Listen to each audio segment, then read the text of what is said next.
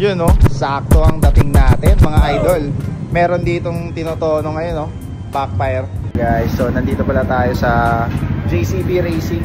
Yun no, may nagpapadyno dito. So usapang tayong New Year. So marami nagtatanong sa atin kung dapat daw bang tinotono ang pagbabackfire. So ang sagot natin dyan is oo. So nandito tayo ngayon sa JCB Racing sa dyno room nila. So, maraming mga misinformation kasi through online na hindi nila alam na dapat palang itono yung backfire. So ang akala kasi ng iba, lakas! Kasi akala ng iba ang backfire is ino-on and off lang. Wala silang idea or proper knowledge na dapat inotono yung backfire. Pros and cons nun is kung hindi mo itotono yung backfire, meron tendency na masira yung motor mo. Or yun, syempre pwedeng manikit or pwedeng basta maraming may chances na masira yung makina, marami. Tsaka yung backfire niya is hindi consistent, hindi sunod-sunod yung putok. So kung ikaw is habol mo talaga yung pang New Year talaga. So hindi mo ma-achieve yung gusto mo mangyari na backfire kahit isagad-sagad mo yung RPM or kahit sa mataas na RPM.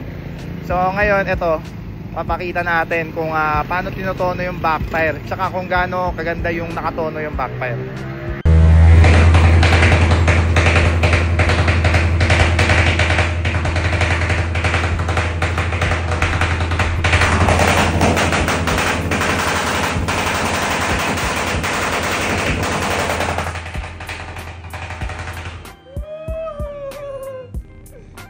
Ang inang lakas!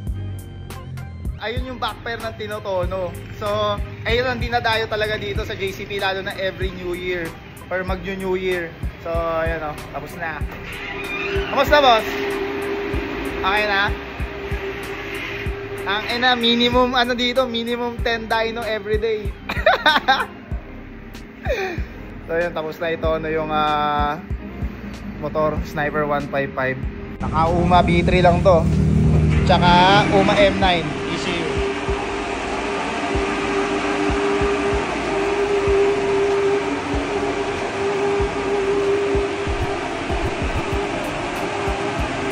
So yung mga gusto magpatono dyan, punta lang kayo dito sa JCB Racing. Search nyo lang sa Google Map, lalagay natin sa comment down below. So yun lang.